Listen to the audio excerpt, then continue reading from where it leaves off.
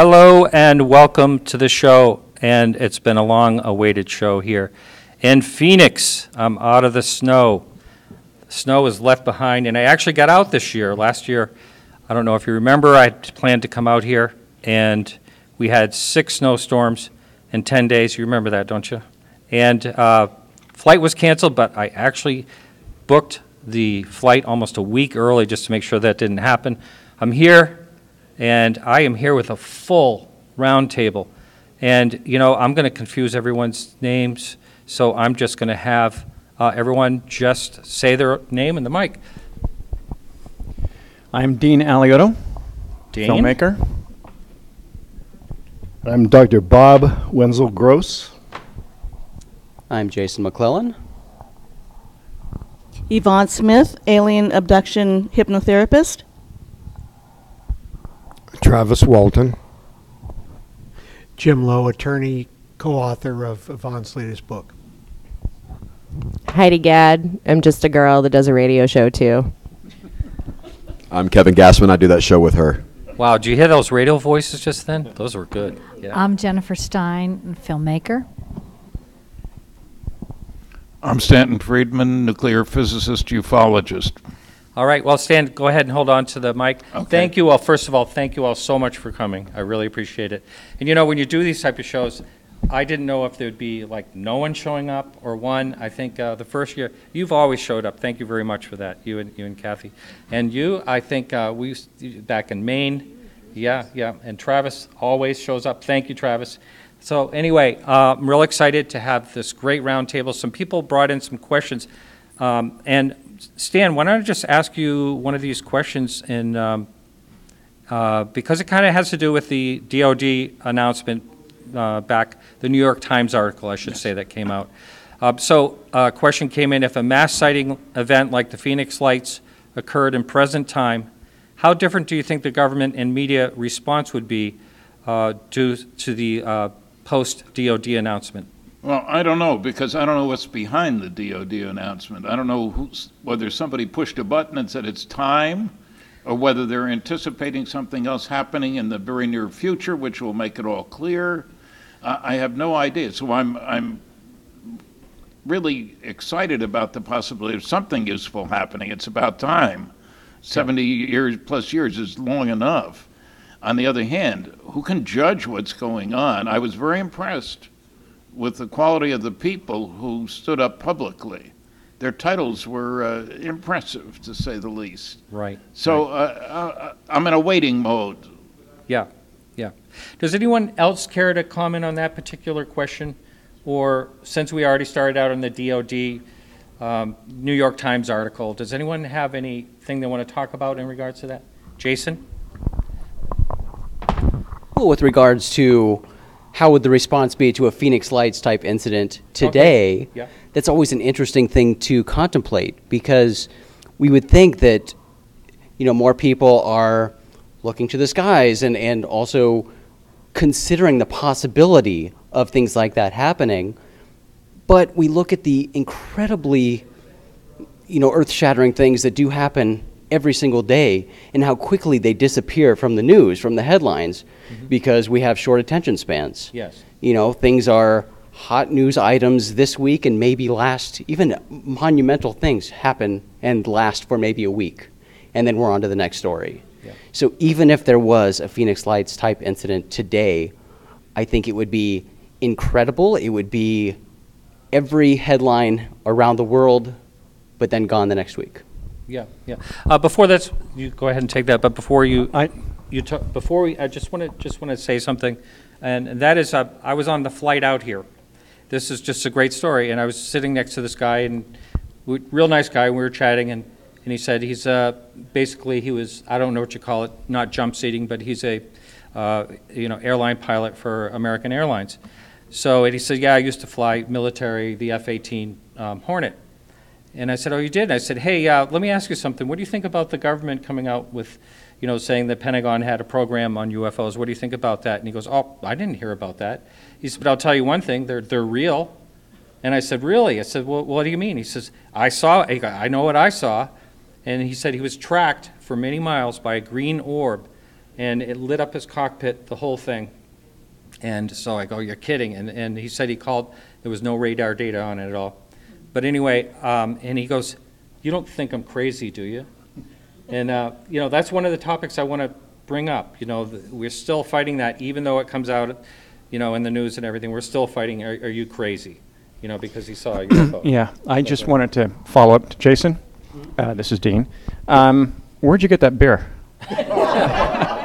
I didn't know that was an option. I have got water. Apparently not. It's mine, clearly.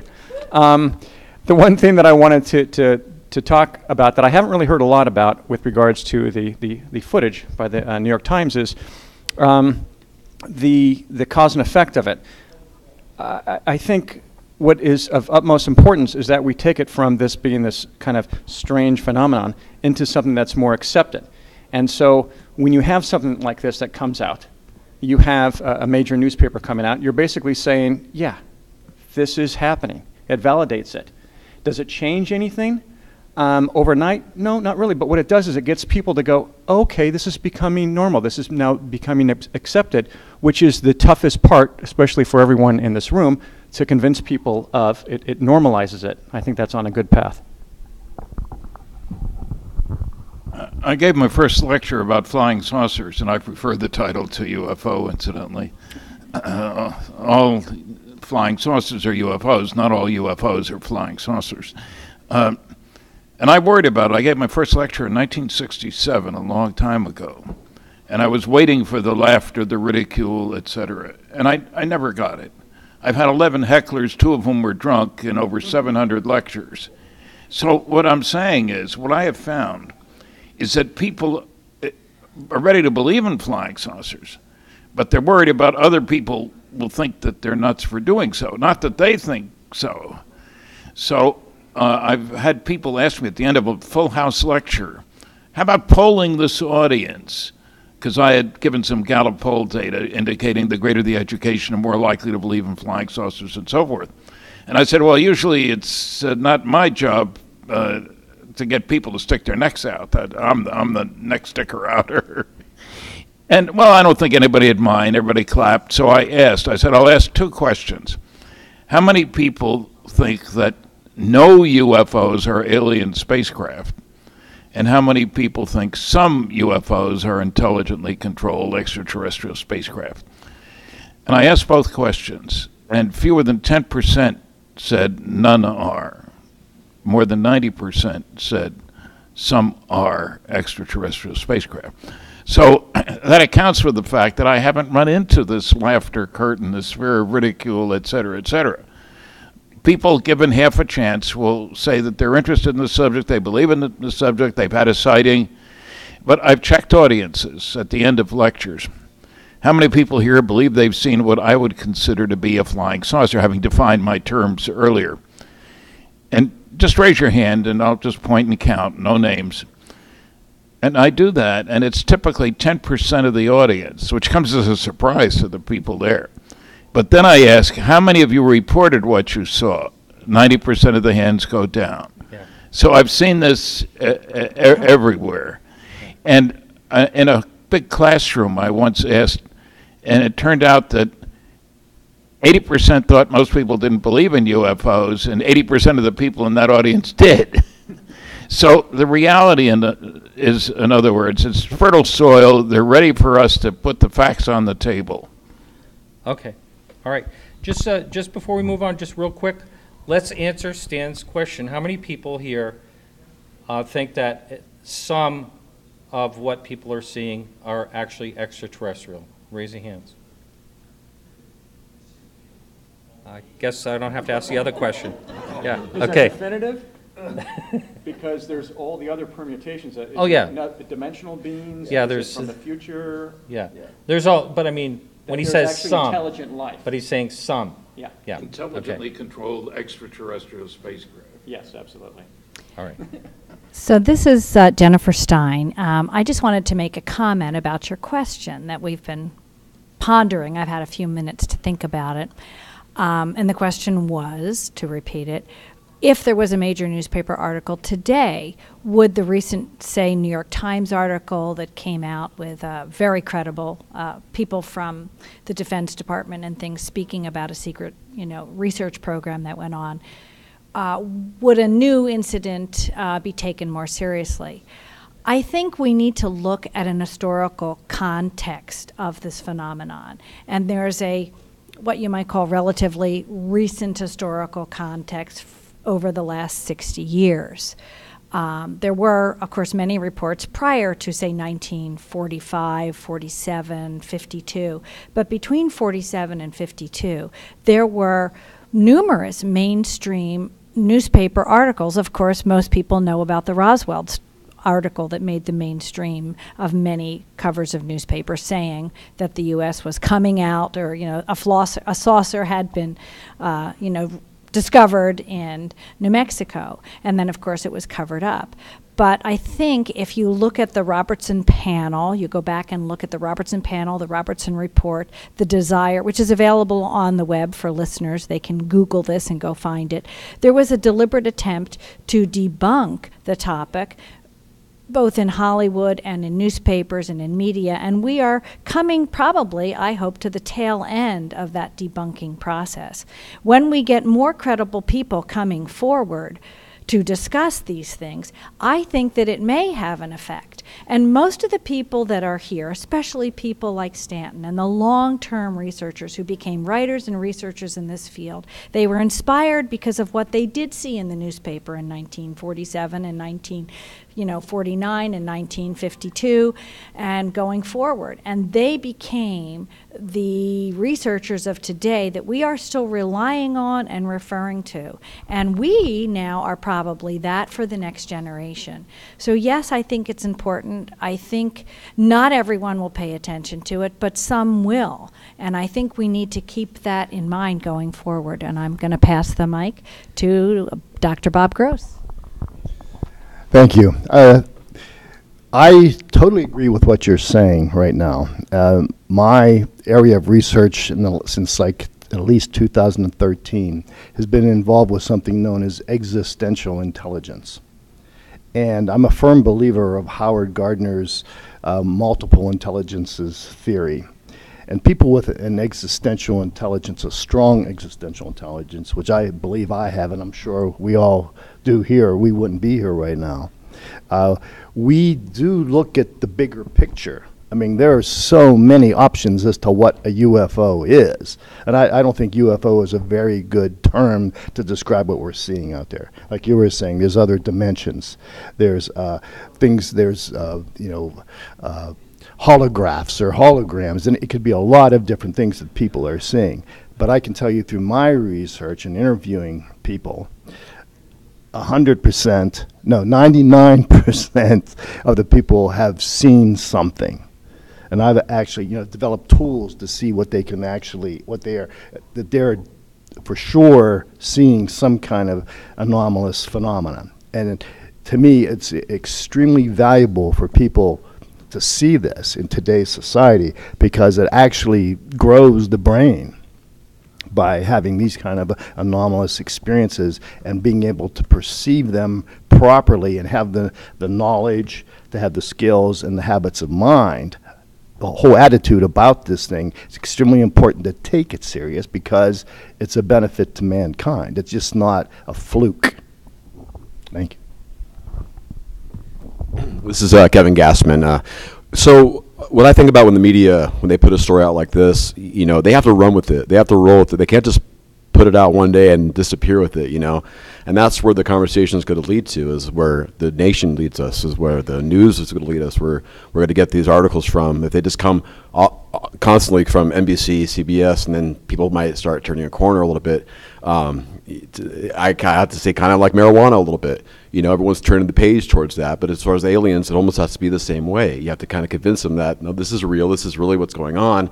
You're just thinking of it in a different way. You have to look at it in a different way. So the media has to control that narrative and continue it. You just throw it up there, and people want more of it. They have to find it on the web, and then they got to figure out if it's real. If it's not real, then it goes down this rabbit hole of how far it goes. Yeah, on that in particular, I've been in communication with both Leslie Kane, but Ralph Blumenthal, who was part of that article. And he said, you know, I asked him on the show. He's been on my show. I was one of the only people to interview him. He said he'd be on the show again, but he says, hold tight. We have more coming out, and it's all being directed by the New York Times. So they're kind of on top of it the way they want things to. They don't want it to die either, because it was a really big deal for them. I mean, they have a lot of big news all the time. But like Jason said, things go away so quickly. It's an ephemeral society. It's gone like in a day or two. Yeah, well, the other thing that we're, Dean Elliott again. I love your voice, dude. Is that I feel I'm in a different camp here than all of you people who I have immense respect for, because I started out doing something that was just basically, it was my first feature, and I had to make it before I turned 25, like all of my idols, filmmaking idols. And so I thought, well, what can I do? I've got $6,500 to tell a story, so I can do a home video. That's all I can do with that amount of money. So I thought, all right, I'll do a home video where something interesting happens. So I came up with the idea of, what if this family in a cabin up in the hills, celebrating this girl's 5-year-old birthday party, experiences an encounter, and then one by one they get abducted. Stanton's giving me the evil eye right now as I'm saying this. So it was just a device to kind of get me to be able to get to my first film, but tell a story that was based around family. Family is really important to me. And so anyway, I made this thing. And I did consult Communion. I consulted Stanton's books, as many books to Alan J. Hynek that I can get my hands on, and definitely Dr. Jacques Vallée. And so I wanted to have it be this thing that was kind of raw and a real experience of what it would feel like. And so that was my intention. And then when someone edited off the credits, someone much smarter than me, and interjected it into the UFO community, it became this huge thing that this is the 25th anniversary at International UFO Congress Convention, which is why I'm here.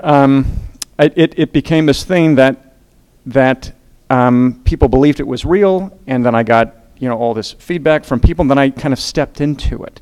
That was my introduction into this whole world, and I fought, and I said, hey, this was not meant for anything other than a cinema verite. I mean, it has to be able to express yourself and everything. I didn't know that it was 10 years before Blair Witch, and it was going to be this thing. So it was a device. Anyway, long story short, I see now that anyone can fake anything. And it's terrifying for me, because I really want to see a UFO. I want to see what that looks like. And I'm up late at night like everyone else on YouTube. And I'm looking for it, and I'm going, fake, fake, fake. And when I saw the stuff in the New York Times, I was like, all right, this isn't, thank God. There are certain, telltales, but you have to become an expert in and of itself, and we need people to kind of filter out that, and that's where everyone here, comes in. Yeah, I've got, after you, I have a question for Travis, but go ahead. Again, this is Dr. Bob Gross again, but to add to what you were saying, I have had the experience to have at least one close encounter with a UFO. I've had actually 5, if you don't count the time I almost got knocked over by ball lightning when I was a kid. But so I've actually seen 5, and 1 up close. And I must say that I have got to say that I can't say that any of those were from another planet. But there were some that I mean, the experience is unreal. It's the greatest aesthetic experience that you've ever had in your life, and you want to have another one, And that once you had that experience, you'll never forget it, and you'll actually seek out another one, come hell or high water. Yeah. So I have a question for Travis. Before that, though, I just want to say this show was just nominated as one of the top 60 YouTube channels in the YouTube, ET and all that. Congratulations. Well, no, it's got a bad story to it. So. Oh, no. So, and it has to do kind of like what you were just talking about. So I opened it up to see who the people ahead of me were. Number 1 was Third Phase of the Moon. Number 2 was Secure Team 10. So I said, take me off the list.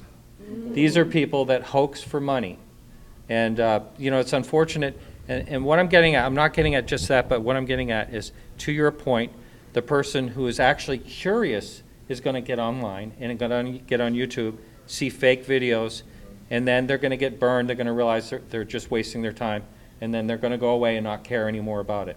So there's nothing we can really do about that. Just keep letting people know that this exists, and watch out for it. Well, Martin, you do know that traditionally, this is Jennifer Stein, traditionally for a long time, I'm going to say since the internet began, UFOs are one of the top researched topics. Yeah. And of course, the topic that's bigger than that, there's only one topic above it.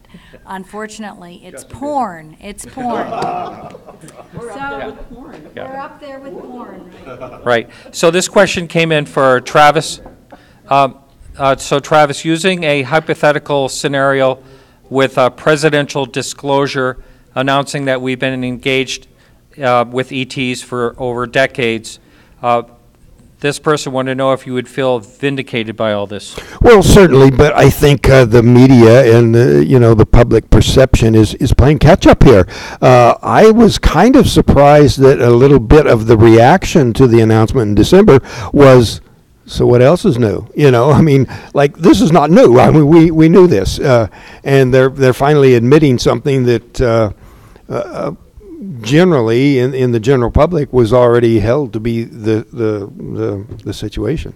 Yeah. Okay. No, I agree. Thank you. It is what I am concerned about the most is like I said, and what Jason said too, is that it's just going to fade away and just be another story. And it's the only thing we can do is just hope for more information coming out and more films. If they get released, will be waiting for the other shoe to drop. Yeah. What's next? Right. Anyone else on what we were talking about, or should I move on? So I just want to make the point of what creates a credible witness. Like, we have so many people, even at this table, who've had or seen, been witness, whatnot. Why is it, do you guys think, or any of you think, that that's just so hard for the general population to believe It isn't. someone? I disagree with you.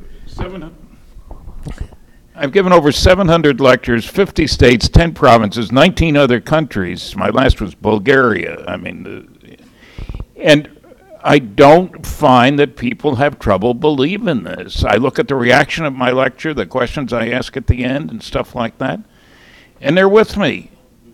I'm not a masochist. I don't do this to be slings and arrows of outraged non-believers. We're past that stage. But we have to learn that people are past that stage. Don't talk down to your audience. Don't think they're going to jump on you. They're not. They want to know more. That's why they come to my lectures. But Stan, let me just argue that point just a little bit. Don't you think it's possible that the people that attend your lectures are already halfway there? Well, probably, but I think everybody's already halfway there. They've been exposed all over the place. There's another point, too. Unlike in, say, the 40s, we now all know that governments will lie to us. I mean, that's a tremendous discovery. Well, some of you aren't old enough to realize that at the time of the Second World War, the government protected us against the great scourges of mankind. We trust the government. They will do right for us and by us. We don't see much of that attitude anymore. So UFOs are part of this overall picture. The government lying? Of course they're lying. That's the reaction I get from people. So times have changed, but in a different direction from what you might expect. Yeah. So Okay. to further address that topic that you brought up, this is Jennifer Stein. It is the media that projects an image of disbelief more than the general public, I believe. And Stanton, even in the film I made about Travis's case, he brought out that in the 1970s there was this big debacle with a lot of the major newspapers where they were playing footsie with the CIA, and it actually came out and was quite a big story. And then it was, quickly covered up.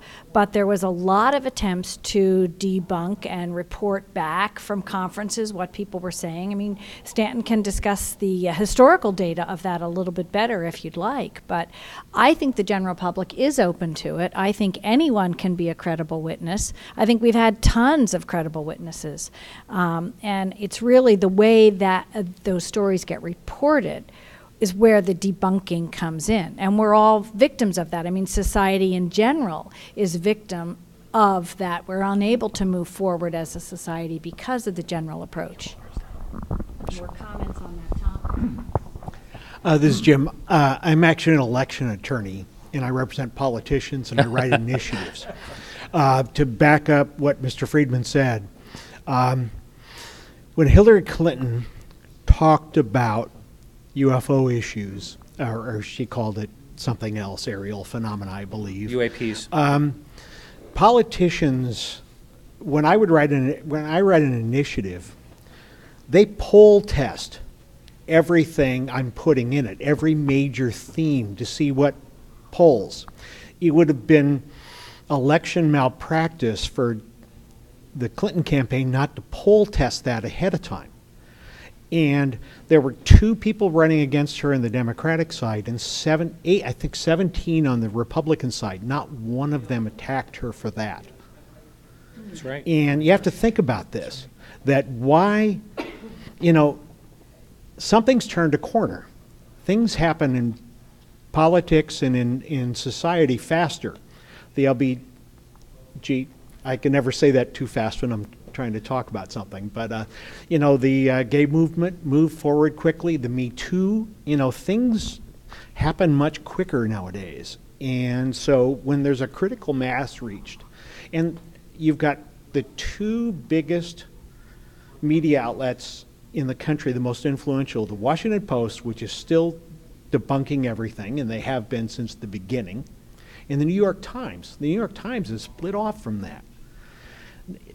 Talk about Leslie Kean wrote that article, but her co-author, one of her co-authors, was the chief Pentagon correspondent for the New York Times. I mean, we're talking about it. It wasn't just someone from the society page writing it. I mean, they brought in heavy hitters on that. Now, the program that they talked about was only a $20 million black program, and that's like pocket change. And notice the DIA and others came out with debunking articles right after that. So obviously it's still a bone of contention in the government. But things change quickly, and people are more receptive to this than you think, because for one thing, the 2016 election, it would have never been an issue. Because anyone remember Dennis Kucinich? Yep, I was just thinking about it. Yep. So I just want to make a quick comment, and then I will pass the mic down. This is Jason, but this is why I find the ridicule factor so fascinating, the giggle factor that's still associated with UFOs, and I agree 100% with Stan. We have this thing in society and pop culture where the initial reaction to anything UFO related is to laugh. And I'm sure most of us have experienced that at this table, where if we're talking with someone about UFOs or anybody finds out that we have something to do with UFOs, there's an initial, kind of laugh about it. But when they find out that you're serious or you're not going to make fun of them, then they open up. They've got a story, they've got a connection. And this is a universal topic. Everybody is somehow, affected by this topic, has an experience. So just like Stan said, I mean, everybody is on board already. For some reason, there's still this layer of that giggle factor at the beginning, but you get beyond that and people are on board. I think it's a nervous giggle. I think so. I think you're exactly right. Speaking of nervous giggles, this is Bob Gross again. But one thing that I wanted to throw out, my recent research that I've been doing involved quite a bit of research on an organization known as the NRO, the National Reconnaissance Office, which is a government organization. And in reading a lot of their reports, I strongly believe, and they actually claim what their function is, to help keep top secret satellite programs secret. So when you throw that into the mix, I think that puts everything in perspective, what we're talking about. Okay. Again, the challenge is every time you come out with this, it's almost like the bots are, not Russia, well, maybe, come out and they start flooding the market. Oh, you want more of this? And then they start doing that. It's interesting how everything, everyone gets hijacked. Yvonne Smith got hijacked instead of Stanton Friedman when I did the remake Alien Abduction Incident in Lake County. And after I was removed from the project, they came in and shot real UFO researchers and intercut them into the footage, which I think was a cause for maybe a lawsuit at the very least. But it also was, I mean, when I saw it, was the first time everyone else had seen it. The foreign version, the 2-hour version I made, is intact, still stays out there, but the 1-hour version is the one that you guys were co-opted into doing. And I've always felt like crappy about that, and it was great to see Stanton and apologize to him. I don't think he remembers it, but at least I feel better. Yeah, exactly. But it's funny because it really is this, it's more than just interest. It feels like it's primal. I mean, I can remember as a kid always being interested in this, from, In Search Of, to that show UFO Project, that was like the Blue Book Project. And it always just felt like it's ingrained, and feels like it just needs to be kind of part of, like, you got sci-fi, and then here's something else that isn't sci-fi, which is, I'm starting this thing called aliencontent.com, and it's all alien programming, from features, series, documentaries, and it's meant to be just that. It's meant to be something that is accepted as a sci-fi channel. It's something where you go and you say, great, let's explore, and let's do this intelligently, and most important, responsibly. All right, so I'm going to suggest that maybe is there a topic that anyone can think of that they want to speak of in general? Well, I have a comment that further continues this train of thought. Okay. We're talking about people wanting to research this topic and the historical perspective on it. What's different today about, say, 1950 is the internet. And what's happening in the internet very, very rapidly is that media is changing overnight. We are now having streaming television programs available online, and many independent streaming channels that are specifically targeted towards covering this topic. Even the former coordinators of this conference, Open Minds, had their own television station. MUFON TV now has their own television station where you can go and watch lectures and things like that. There's many of them coming up. Zohar TV in the UK has fascinating programs. So what's unique about this period of time that we live in is that people who are really curious can put their fingertips on the data that they want quicker than you could say Jiminy Cricket. You Googled a couple of words, you find 5 or 6 links, and boom, before you know it, you're right at what you're looking for. And it could be data that's 30, 40, 50 years old. It could be interviews of people who aren't even alive anymore. So as we move forward, things do change, and the culmination of body of human experience that you can access and learn from is hugely important. And it has been for me. I feel very grateful to be alive at this day and time, and I hope I can continue to contribute to that body of knowledge as a filmmaker and as a researcher. So. Thank you. This is Kevin Gassman again. And I totally agree with what you just said. The niche is there, and it's been, just whittled down, and everyone knows where to get their UFO information. Is what I'm trying to say. The fact of the matter is that it's a conversation that needs to be out there every single day. I mean, this is, I think, the biggest important question to mankind.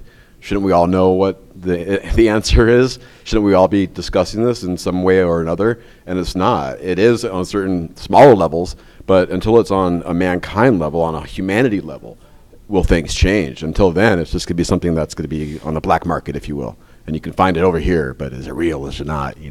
That's your own, up to your own scruples. Yeah. All right, well, I'll pose a question to everyone here. I'm a professional, what I do for work is, and I know a number of people here are also. How do you deal with the topic when it comes up, the ridicule factor, if there is some, or perhaps a missed opportunity or something, because I've had it happen to me, someone searched and saw that I did a UFO show and I lost out on an opportunity. So how to deal with that? I don't know if anyone wants to tackle that at all. It's just something Travis, you're a good example to hand the microphone to. Well, back in the 70s, the debunkers, the skeptics, had the upper hand. We had this thing called the Drake equation, and people didn't have a handle on what values you could plug into that equation. Astronomers at that time, there was a debate whether how many stars have planets. 1 in 100, maybe? I don't know. They didn't know. But, here, just very recently, last year or two, NASA comes out and says, on the basis of direct observation, that virtually every star has about a dozen planets. And that raises the values that you plug into the Drake equation astronomically, no pun intended, but but vastly greater values. So the number of civilizations in the galaxy, potential civilizations, grew exponentially. The calculations, the likelihood, back in the 70s, the skeptics could say, well, a kook, the definition of a kook, being somebody who believes something that's totally at odds with the prevailing scientific belief. Well, the prevailing scientific belief has changed now, and so the definition of kook is not somebody who believes in UFOs, but somebody who actually has the audacity to think that we're alone in the universe. Vaughn, we haven't heard from you. Anything you'd like to say? I'm just making little comments here and there. It's interesting, Martin, that you said that you had an opportunity come up and someone Googled your name and found that you had this interest or in the show. That's basically what happened, yes. Yeah. I always, when I was working still out there in the corporate world, I worried about that too. I've been doing this now 26 years. But after I left the corporate world, I decided this is what I'm going to do full time.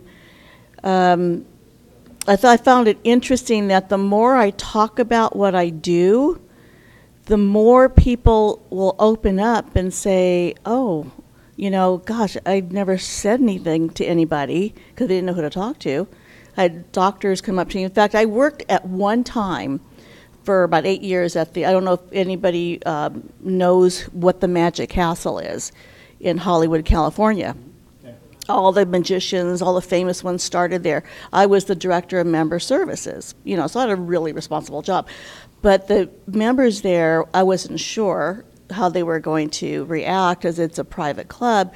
But the owner, Milt Larson, put it out in the newspaper of the Magic Castle that, Yvonne's on her way to Roswell, she's going to be lecturing.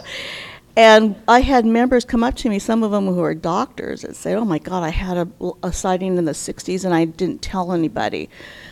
Just most recently, I have my hypnotherapy practice, and 99% of it is abductions, but I do have, on the other side, I help people with stress and anxiety and, recall and so forth. Well, I have a very high-profile client right now, and he didn't have my number, or he couldn't find it. He happened to Google me, and he saw that other Yvonne Smith, and he goes, oh my gosh, I didn't know you did this, and you wrote your books.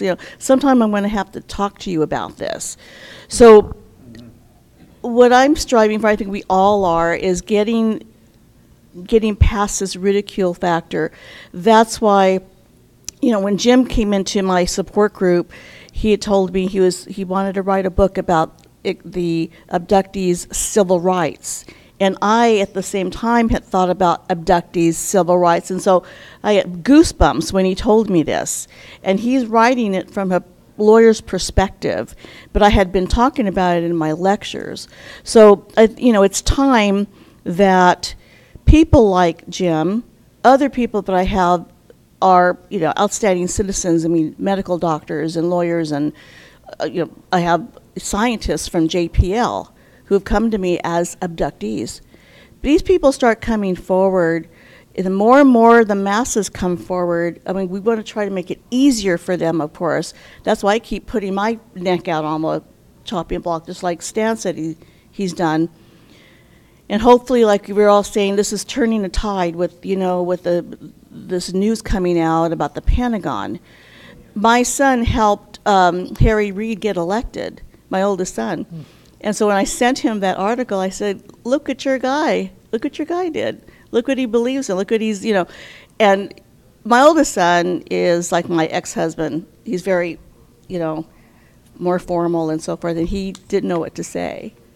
So I'm hoping that we are turning the tide here, that we are not going to worry about anymore about the stigma of people losing jobs and so forth. Thank you. So one thing I just thought of, everyone, is the majority of people that listen to this listen to it as audio, so why don't we say our names each time? This is Martin Willis. Sure. This is Dean Alioto, fake UFO creator. No, just kidding, kind of. One thing that we haven't talked about, and I believe it needs to be addressed, and I hope I don't get a lot of grief, but I got to throw it out there. All of you guys got bloody going through the door the first time. It's kind of like Normandy. You guys all stormed the beaches, especially Stanton. And that was a lot of hard work, and there was collateral damage to it. We're in a different world now. I guess I'm kind of in between the new generation and you guys. And I see a lot of up-and-coming UFOologists, UFO experts, researchers, I think is the best term. And I see there is some animosity between them, the older and the new. And my feeling is people like Tom DeLonge and Jeremy Corbell and his Patient 17, which is a really good documentary on alien implants. These people are working on continuing the legacy. So it seems to be kind of easier for them because it is. And it is because of everyone here in this room. You guys made it easy for the next generation. You guys, there were casualties left and right on the beaches. But you guys paved the way for them to come in. And so I think all of us kind of need to pull together, making sure that people's motivations they're coming from the right place. But barring that, I think that we all need to, we'll be stronger if the pyramid is, the foundation that you guys have set, and they continue it. And hopefully we'll see more and more, and then it'll become something that is just this generational thing that is now accepted. And now we're dealing with, okay, so what is this? Not, is this real or not? That's already gone. Now we're, next level here. It's Kevin Gassman.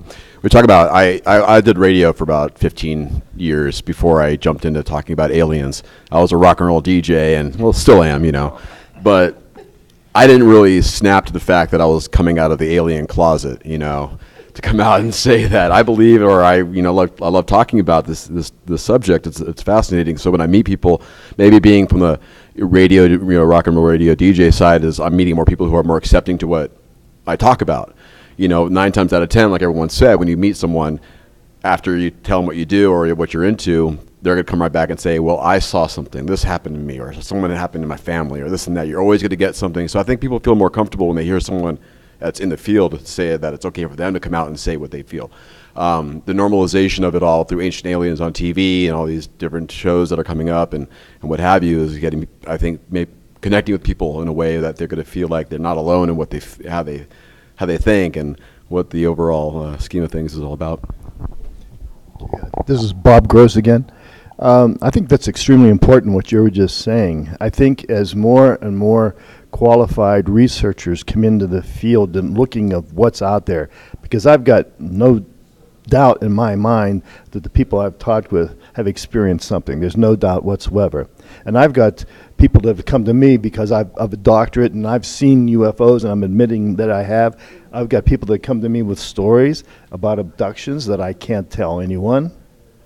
And they are very well-known, well-to-do people. It's not just the average guy, on the street that gets abducted. You would be surprised. I'm just amazed what I know, and I can't even really share that. But as more people, I think, open up and admit to either believing in, and maybe UFOs isn't the right term anymore, but there's something out there. When you take a look, in fact, some of the research I did, I was running across, I think it was 2001, that NASA found a cold spot in the universe that could have been an opening for the multiverse. So there's other stuff out there that we have no clue about yet. But I think it's important to gain people's trust, and I think there's legitimate people like us that people can trust. And I think as long as we're out there, they'll come forward. Before you pass that, well, we can go back to, Bob, if you're up for it, I would love for you to talk in a nutshell about the Kecksburg. If you can possibly do any type of nutshell, or just, yeah. Okay. I mean, then Jason, you're next. Hold that thought. I'd say maybe speaking in nutshells, I guess Kecksburg case was a big acorn.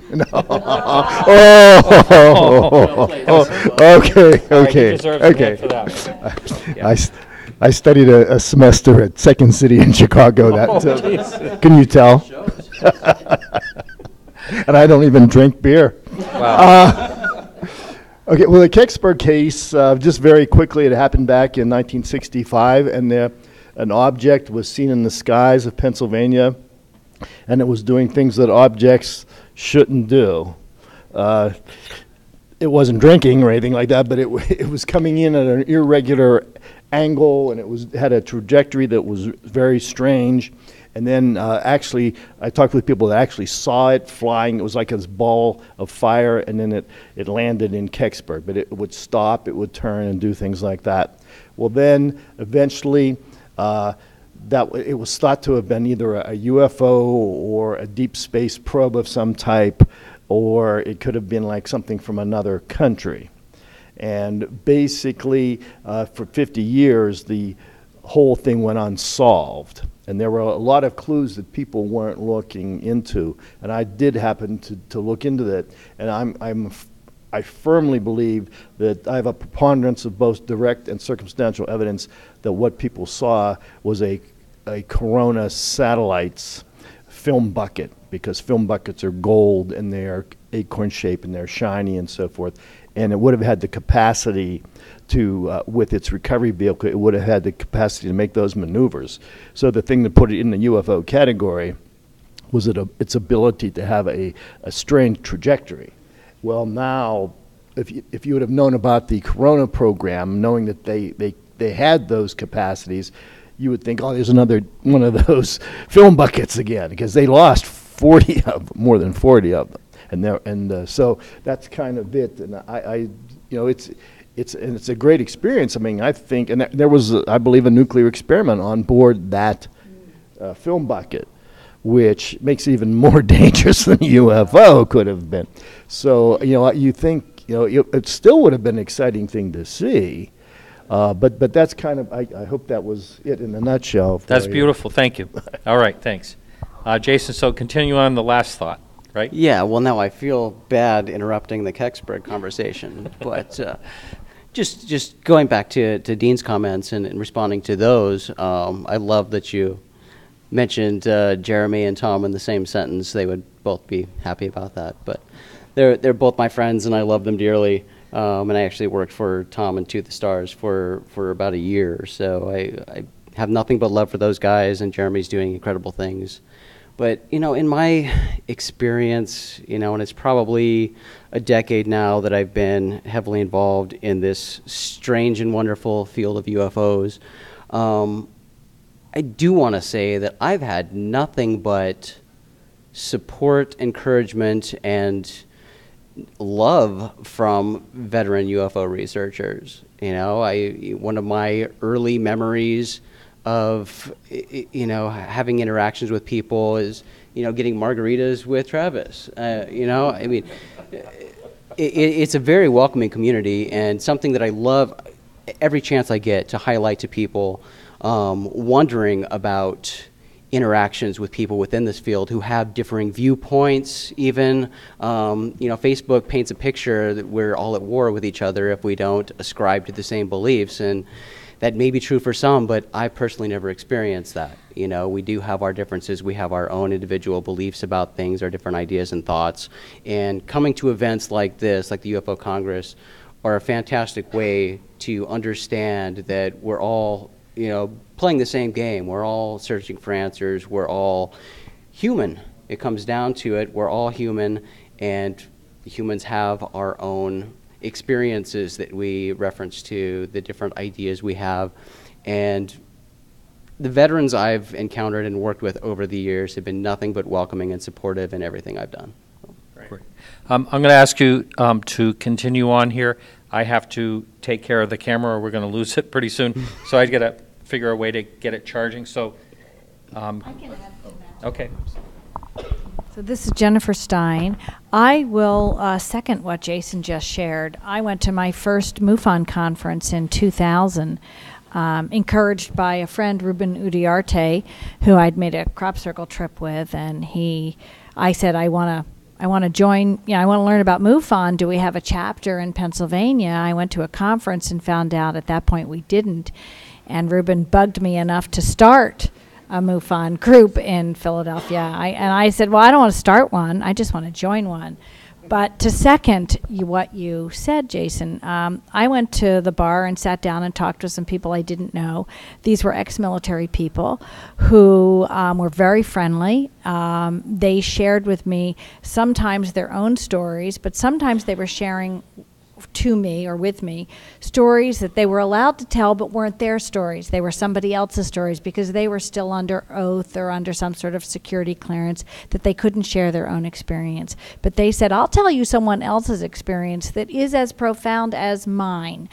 And I was so impressed with their humility, their integrity, the difficulties that they lived with in their lives, knowing these things, and then not feeling that they really couldn't publicly speak about them for a variety of reasons, which I understood, that made me really want to join MUFON, because I thought, wow, these people have huge integrity, and I have huge respect for them. And if I could do anything to help further this expansion of awareness and consciousness, I would like to.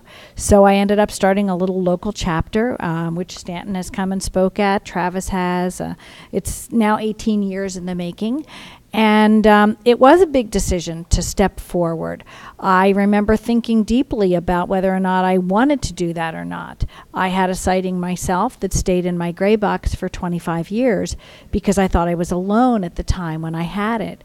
And about 25 years after the sighting, someone who was at my house at the same time said to me, Jen, we had a reunion. We hadn't seen each other in a long time. We'd spent a year on a traveling road show together called Up With People.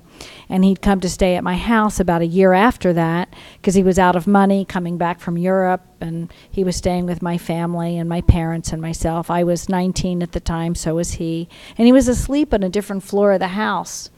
And he and I saw a very large object at about 4:30 in the morning. No, I'm sorry, it was 5:30 in the morning, but it wasn't quite light out yet. And it was quite a profound experience. I would say it was a craft about 90 feet long, at about 6 to 7 feet high, and it appeared as a white rectangle of light that undulated but didn't light anything up, and got our attentions for sure. I knew it was a bizarre experience, but I didn't know he had it. We never discussed it at the time. So for some reason, I was journaling at that point, and I wrote it down as a dream. But yet, after this experience, I was so freaked out, I ran into my mother's room and discussed it with her. She asked me if I was on drugs, right? I went back and laid down, thinking, I have to write this down. I can't go back to sleep. But I was so freaked out when I realized I'd lost about an hour and a half of time that I couldn't wrap my brain around what had just happened. But sure enough, I woke up at about 10:30, 11 o'clock, as most teenagers can do, and I wrote the whole thing down immediately because it was fresh in my mind. So I had it journaled, and 25 years, and I always went back to it. And I said, well, I talked to my mom. My mom said yes. I came into her room and woke her up and asked her if she saw this craft, and she asked me if I was on drugs. So I knew that part was real, but I didn't know the actual experience was real. But if I hadn't journaled it, paid attention to it, written it down, and pondered it for 25 years, when my friend asked me what happened when we had that experience, I dropped my wine glass. I started to cry. I backed up. I said, what are you talking about? And I said, in fact, don't even play with my memory. You go write your story down in the front yard, and you take your glass of wine and your cigarettes, right? And I'll go write down my story in the backyard. And then we're going to read each other's stories because I don't want you messing with my memory.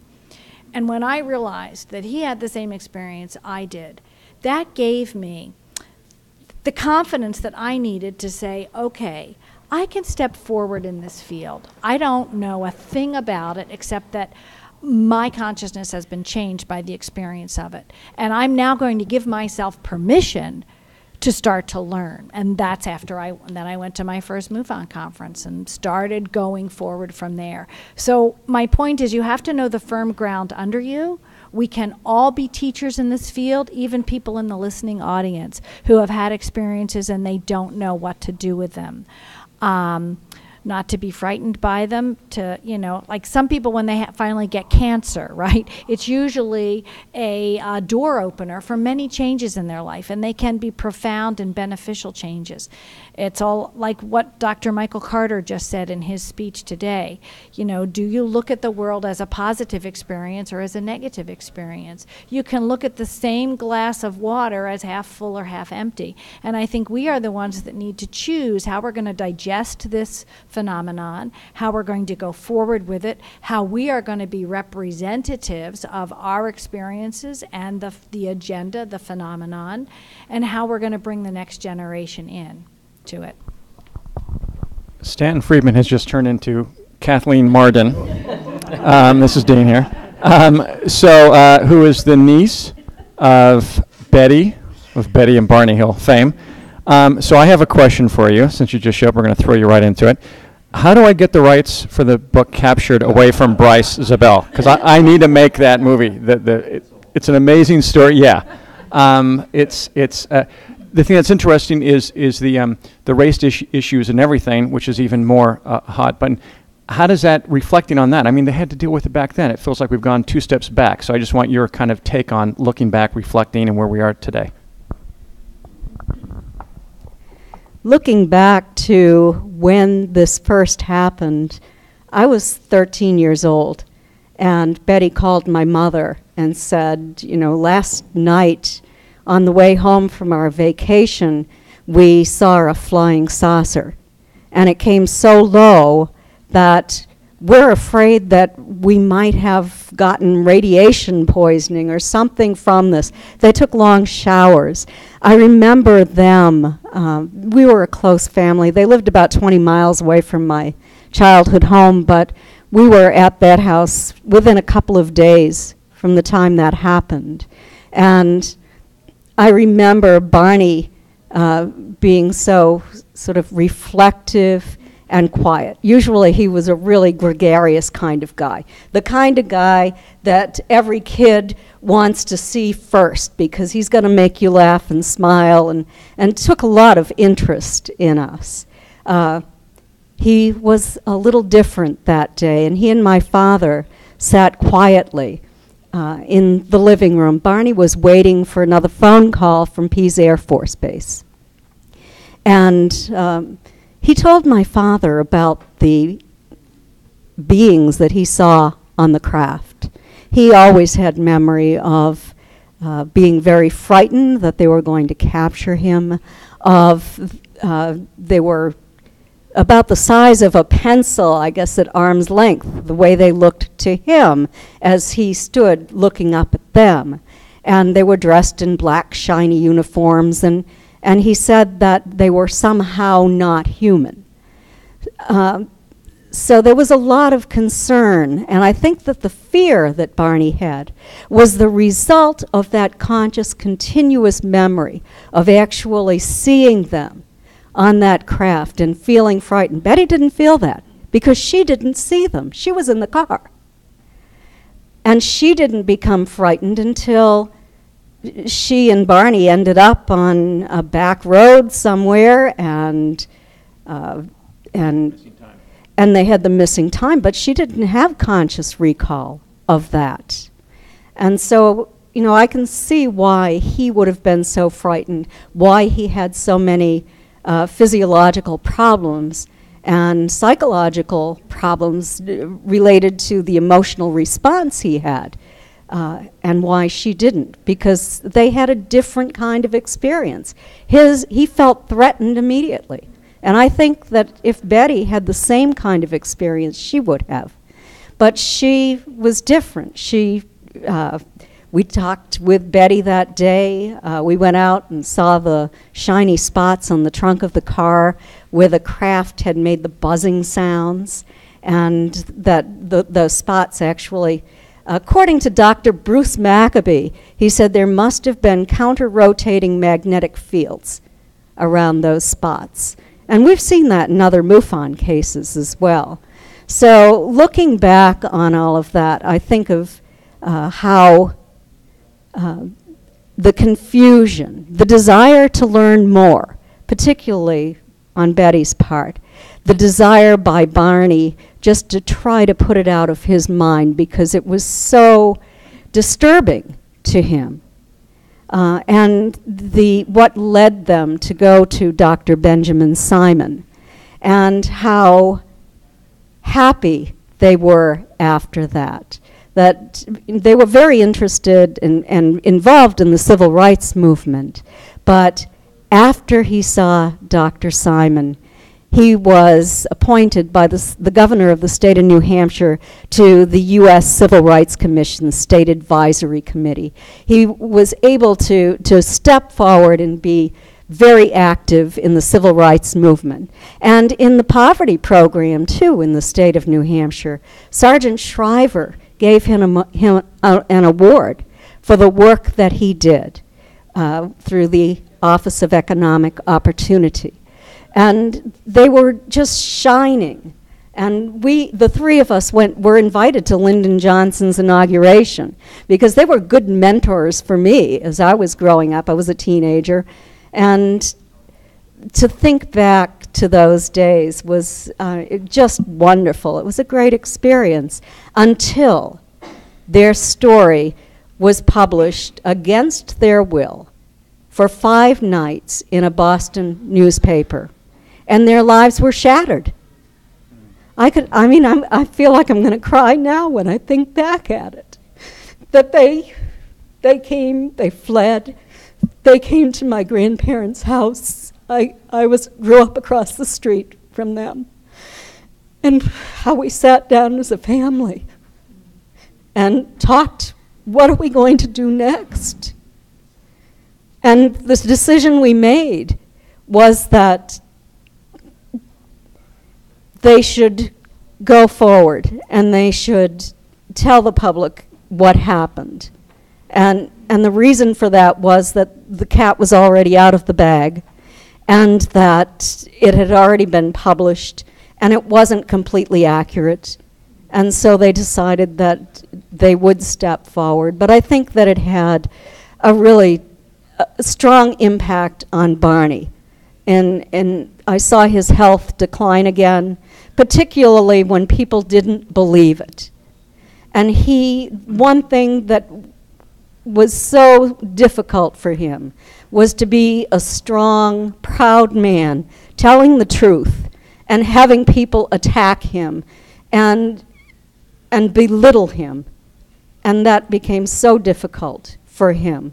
And I think that might be part of the reason that he died at age 46 from a massive cerebral hemorrhage. Thank you. Thank you, Kathy. Travis, I'd like to ask you, because I know I had a conversation with you at one time.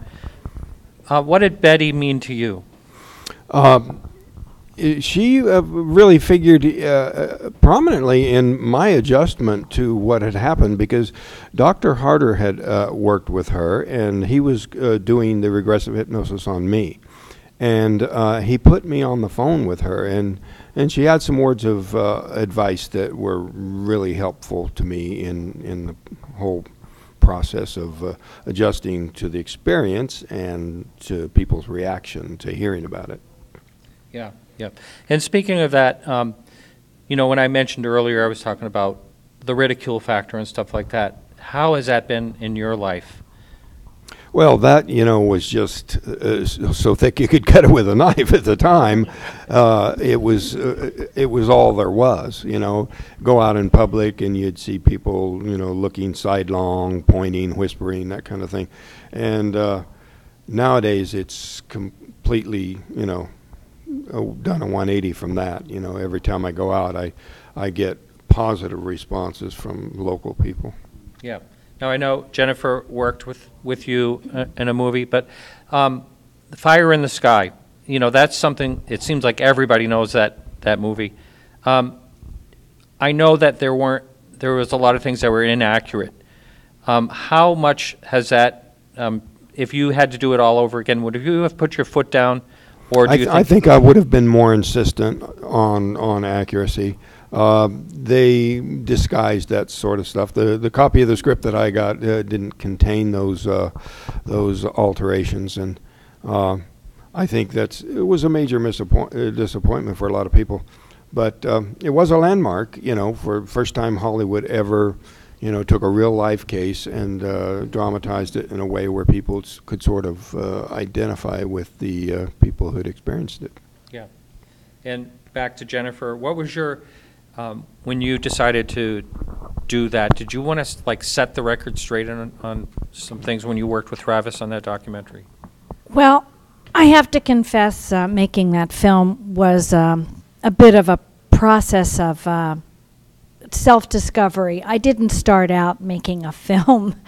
I met Travis at the Roswell Conference in 2010. My dear friend Peter Robbins introduced us. We had dinner together, had a bottle of wine and a couple of beers, and I had done some conference organization till that point in my life. I'd been in MUFON about 10 years, and Peter and I looked at each other and said, Travis, your story is just as important as the Roswell story. And Roswell has over 10,000 people that show up on an annual basis to this small little town. It's a huge economic boom for the town.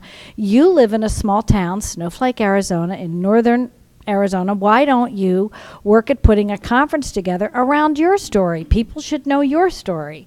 And so we started coaching, and Travis was all for it. He was like, sure, if I could get some people to help, and basically Peter and I said, okay, we'll help. And I said to Travis, what do you want to do? What's the main thing that you see? How do you envision your conference? So how can we best help you meet your goals and your dream? And he said, well, I want to take everybody up into the forest at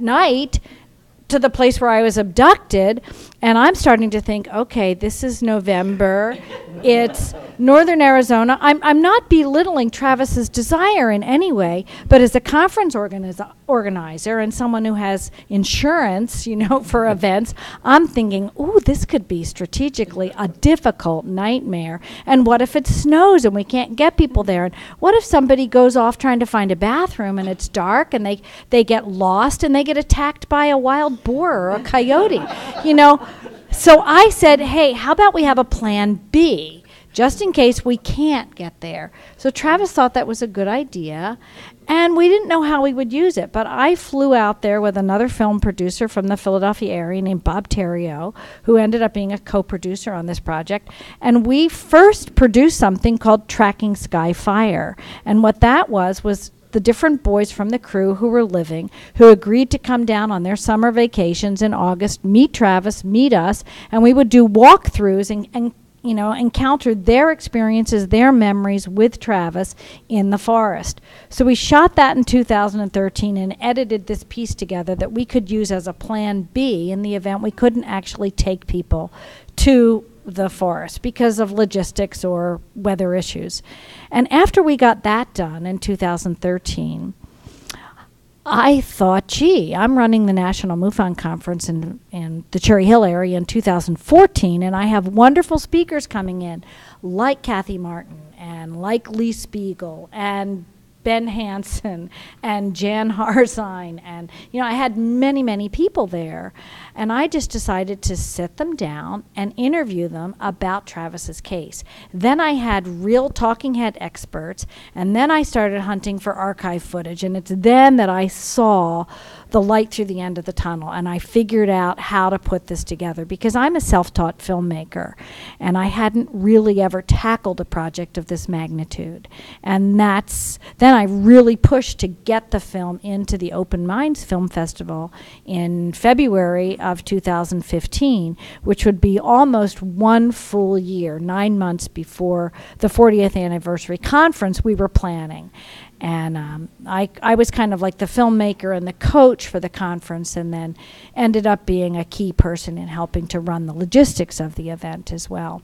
Oh, yeah, Before very good. Karen Bard stepped up and took it over for Oh, the that's right. following year. Yeah. So And Karen is now has this conference, doing yes, a she wonderful does, job. It's and a- she's doing a fantastic job. And you know, I gotta say, I showed up the other day to help here.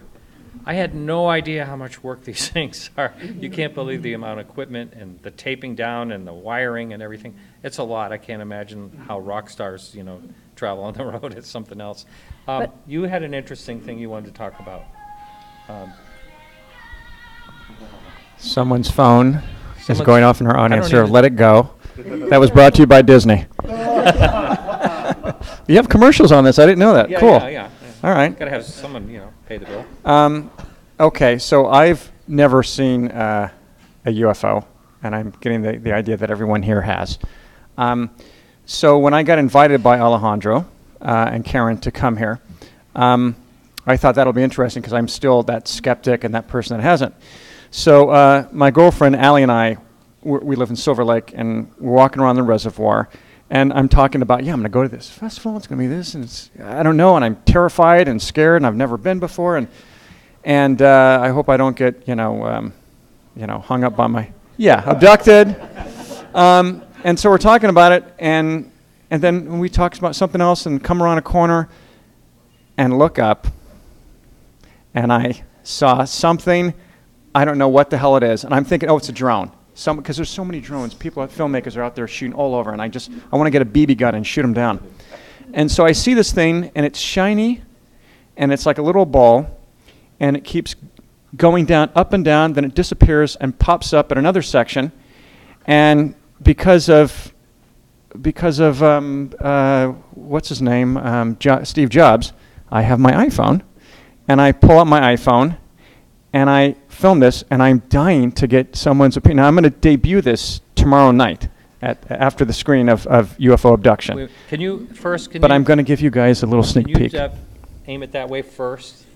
Oh. Just, No, or they're you not gonna- can't, or you can't. You know what? Well, maybe. You're right.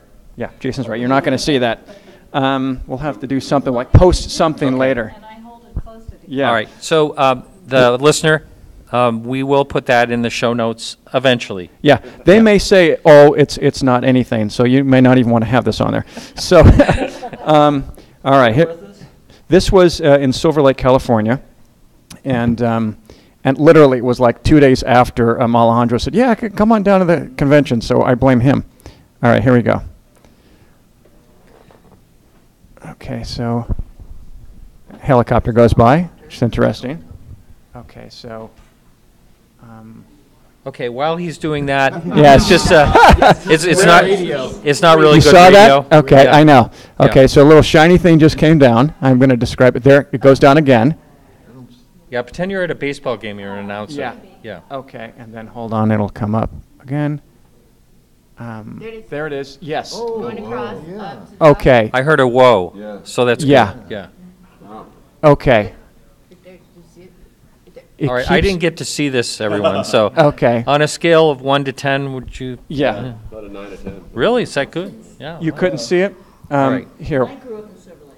Oh, you did? Well, then you should know these guys. They should have been going to you. They went to. They went to the wrong place.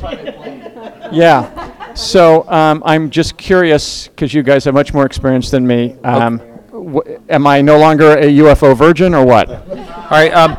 No, this is Kevin Gassman and Heidi Gadd, too, both of us, when we did a show one day, and afterwards we went and looked in the sky. For some reason, she saw it, and it was almost like exactly what you explained. It was a ball in the sky, and then it was going up and back, up and down, and then another one came out of nowhere, and then somehow a plane came from that area. Like maybe I've heard of morphing, I don't know if how you guys even think or what you think about that as far as an actual orb changing into a plane in the sky. Oh, well, there's a lot of cases.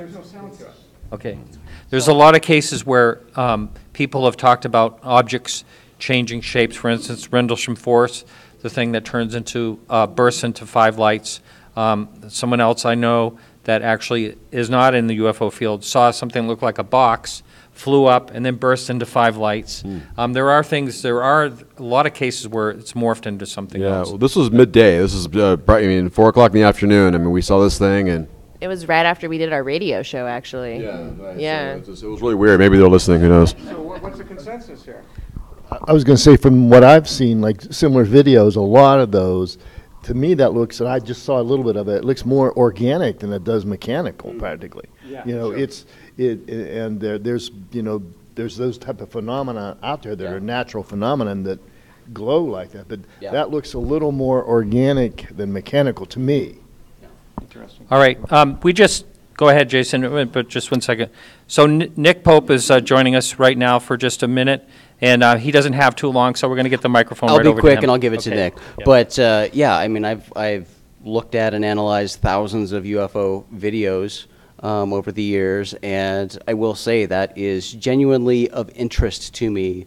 I agree. It does look sort of organic. It's cool because you do see a helicopter in the same video. You also see a bird, and this clearly is not a bird. It's interesting to see how it moves. It does not move as a typical drone would move. So it is certainly something of interest. But I do want to point out to you quickly, don't assume that you're in company of people who have all seen UFOs, because, correct me if I'm wrong, but Stan has not seen a UFO, has he? No, he says that he has. Right. So many of the leading UFO researchers have not seen UFOs themselves. But he has had So missing that's time. an interesting point. Yvonne is raising her hand saying she hasn't. I haven't. Yeah. Welcome to the show, Nick. Thank you. Yes, so a pleasure to have you here. And we were discussing, and perhaps we can get your insight on this, what has changed basically since the December 16th article as far as people relaxing more, taking the topic seriously. Any changes that you want to talk about that you've seen? Yes, I think this is a massive story. It has arguably taken ufology, if I can use that term, out of the fringe and much more into the mainstream with the media. It's one of those rare examples of a case where I think the UFO community can say, not in a sort of slightly mean "I told you so" way, but can say, look, for all the people that were ridiculing us and we said the government was going to be doing this. The government said we did not investigate since Project Blue Book.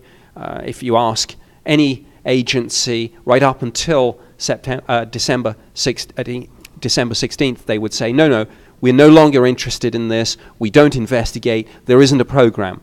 Turns out they did, there was. So this is a huge deal. I mean, it's an absolutely huge deal. Having said that, I think when I came in, I heard you discussing some of the videos. I'm going to be a little controversial on this. Okay. I find, in one sense, the videos almost the least interesting aspect of the whole story. The much more interesting question is that they had a program. I mean, in fact, anyone who's studied UFOs, and particularly even, I go back to Project Blue Book, but the work that I did in the British government for the Ministry of Defence, I mean, yes, pilots see UFOs all the time, and from time to time they're tracked on radar, and occasionally we get gun camera footage. So in fact, the video aspect of the New York Times story didn't surprise me at all, and I don't think it surprised any of you. We've seen this. We knew this. The real challenge, I think, is where we go from here, how the UFO community responds to what I think is a tremendous opportunity. Now the UFO community is pushing on much more of an open door with the mainstream media. It's no longer these crazy people who believe in flying saucers. It's these people who said that there was a secret government program and turned out to be correct. Let's use that somehow. Let's use that to reframe the debate about UFOs, to re-engage with the media and get a story about this, or not just a story, but a series of stories, a more general treatment of this, not just as the little jokey item at the end of the news program where they kind of play the X-Files music and have a little laugh. And there was, of course, some of that with the Pentagon story. You can't entirely get away from that. But let's kind of try and move away from that and have a conversation about this. One of the next interesting things that's going to happen with this story is that the first tranche of Freedom of Information Act requests are going to get, they've already gotten holding replies, but they're going to get substantive replies. Will they get some of the information and documentation? Will they get, for example, some of the very specific things that have been mentioned, like the government contracts under which Bigelow Aerospace got this particular work? Will they get, for example, the 490-page report that the Post reported that ATIP had as a sort of crown jewels? This is the best of the best in terms of cases, not just from the US, but from all around the world. Or will we find that DIA and some of the others who've been on the receiving end of these FOI requests turn them down, citing objections, maybe firstly of national security, but secondly perhaps with some of the Bigelow information, citing the FOI exemption that covers commercially confidential information. So the next stage of this story, I think, the next really interesting stage of the story is going to be the response to those FOI requests, some of which have gone in from people in the UFO research community, others of which have gone in from serious mainstream journalists. And I've spoken to some of them, and I know about some of the requests that have gone in. So that's going to be interesting. Yeah. More videos are going to be coming out. That's another aspect. The question about the so-called meta materials is another aspect. So exciting times for this subject, and a real opportunity, I think, for the UFO community to seize this opportunity to continue the process of mainstreaming this subject and see what can be achieved through that. What do you think about, like, the MOD and other countries? Do you think it's a possibility that they'll start loosening up and saying, yeah, the Me Too movement, so to speak, in UFOs, like saying, we have been also? Do you think that information may loosen up a little bit around the world? It may have an effect, but in my experience, countries are notoriously insular about this subject, and there's actually surprisingly little collaboration, liaison, and there's certainly none of what you would hope and expect. For example, bodies such as the European Union or the United Nations taking a coordinating role. There have been a couple of initiatives, of course, but they haven't come to much. And frankly, when I last talked to anyone about the UN, at the UN about this, they didn't want to touch any of this, understandably, I guess. So, that's one aspect. Yeah, thank you. Go ahead. I just wanted to make a comment that I couldn't agree with Nick more. Of course, this is a huge, huge story. And MUFON actually jumped the gun a little bit on this story with their conference last year in Las Vegas, which was titled UFOs and the Secret Space Program. And we had Bill Tompkins, just before he passed away, discussing his experiences. We had Michael Salla there speaking. We had Jim Keller there speaking. And people who are really interested in the in-depth story can go and Google those lectures on MUFON TV and see them. Next year we hope to continue that, of course, this July in Cherry Hill, New Jersey. So it's just a little, cheap plug there for MUFON, but I think it is a very important story, and I think it is coming out, and I think people do want to share it. I know Corey Good and David Wilcock kind of have kind of blown the lid off this a little bit with their YouTube videos. People have thought, well, they can't possibly be true. But now there's other collaborators coming up and saying, yes, I worked in this project and I can confirm different pieces of their stories. So I think we're going to see more in the coming future. We're getting some questions coming in Perfect. for the panel. But Nick, I want to thank you. I know you have to go, but I just want to thank you so much. I've wanted you on the show a number of times, and I really thank you for stopping in. Thank you. And just in one final comment, I'll just say, going back to the question about other countries, of course, the British government has been, for the last 10 years now, undertaking a process of declassifying and releasing its UFO files. And the final 3, I know we've had a couple of false alarms, the final 3 should be out certainly no later than 3 months from now, but maybe before then. So the British government has already taken some steps in this particular area, as have other governments. The French government have released files. So the Pentagon story may have an effect, but of course a lot of governments would say we've already done this.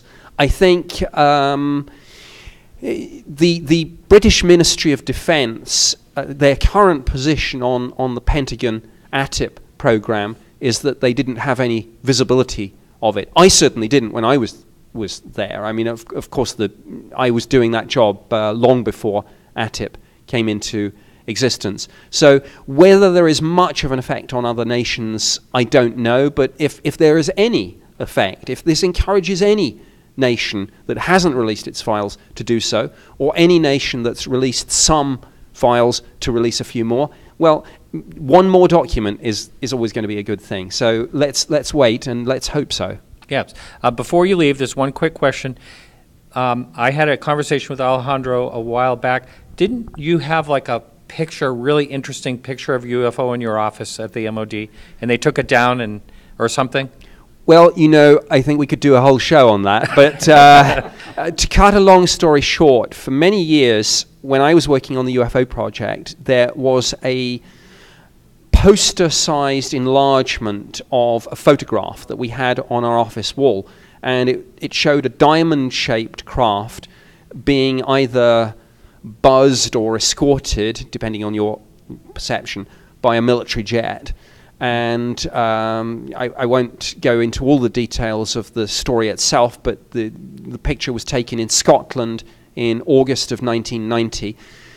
Ministry of Defence imagery analysts, both in the Defence Intelligence Staff and in the Joint Air Reconnaissance and Intelligence Centre, looked at this, confirmed that these pictures, there were I think 6 in all, were genuine, showed, for want of a better word, a structured craft of unknown origin with no apparent form of well, as Lou Elizondo would say, no obvious wing or tail or propulsion system.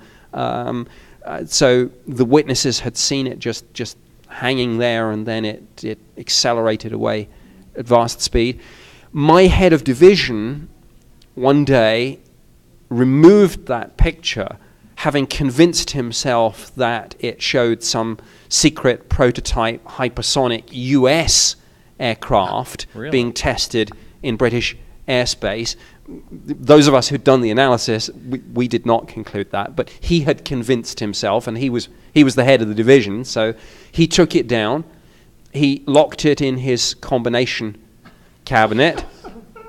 When the Ministry of Defence declassified and released the batch of files that mentioned this particular incident, a lot of people were very excited and said, great, we're going to see this picture.